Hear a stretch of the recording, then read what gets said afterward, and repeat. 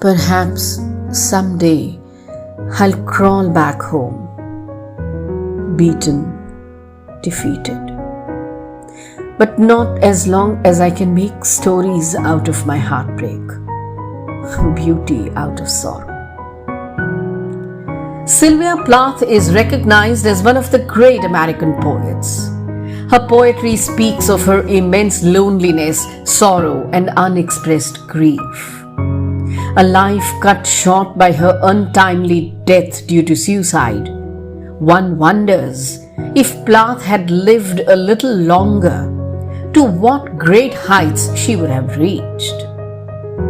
Though primarily a poet, Sylvia Plath wrote a novel too, The Bell Jar, written under the pseudonym Victoria Lucas, which became remarkably famous, more for the autobiographical incidents that critics traced in it rather than the literary features.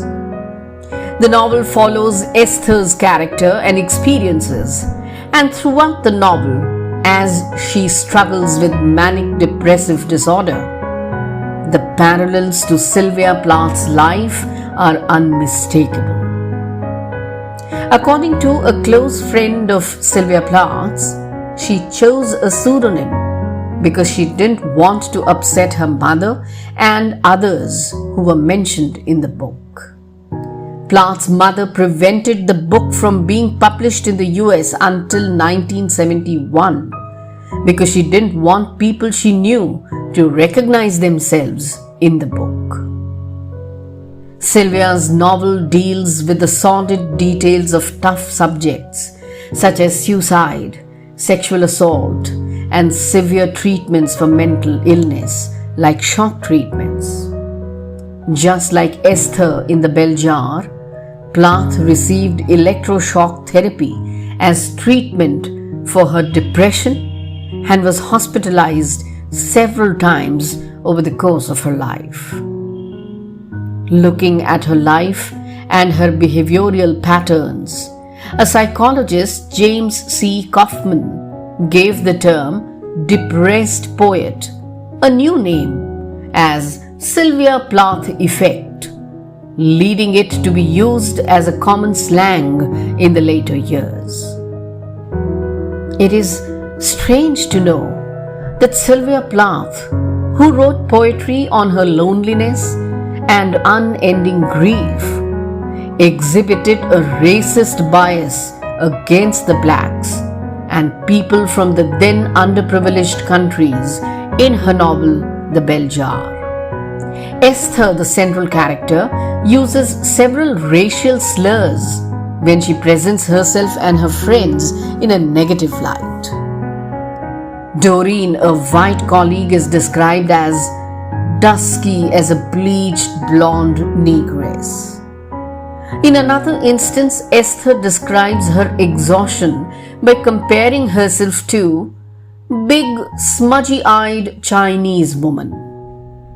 But the worst parts are those where Plath uses deeply dehumanizing language to describe the only black character in her novel, often referring to him as the Negro, and uses all kinds of racist stereotypes when recounting his appearance and speech.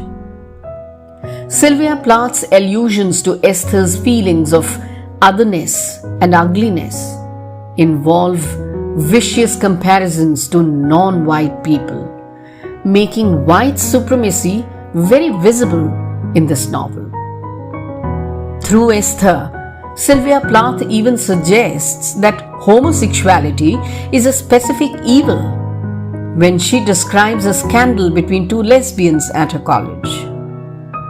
The struggles by the minorities and the LGBTQ community were ignored and were in fact dealt with so much of insensitivity.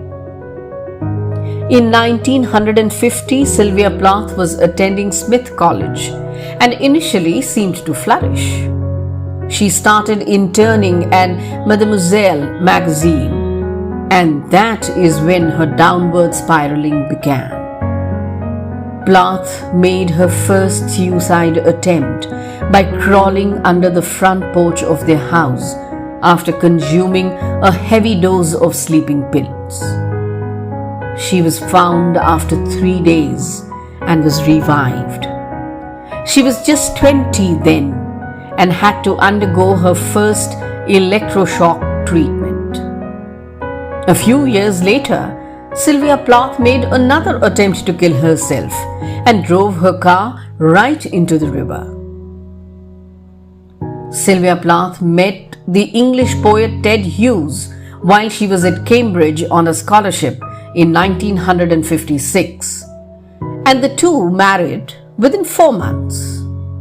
The two young people read, critiqued, and supported each other's work.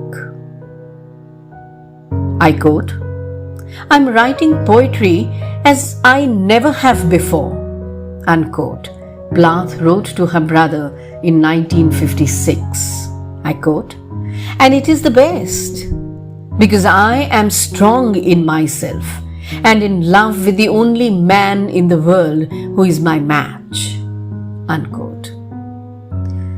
But alas, their relationship took a drastic turn in the early 1960s. In 217, a series of confidential letters from Sylvia Plath to her psychiatrist, Dr. Ruth Barnhouse, came into light, in which she alleged that Ted Hughes was physically and psychologically abusive in the last years of their marriage. In the letter, it was revealed that Hugh beat her for 2 long days, which made her miscarry her second child. In the 9 letters that she sent to Dr. Barnhouse, Sylvia Plath revealed Hugh's affair with Asiya Wivel. In 1962, when Plath asked Hughes to end his relationship and he refused, was when Plath and Hughes parted ways.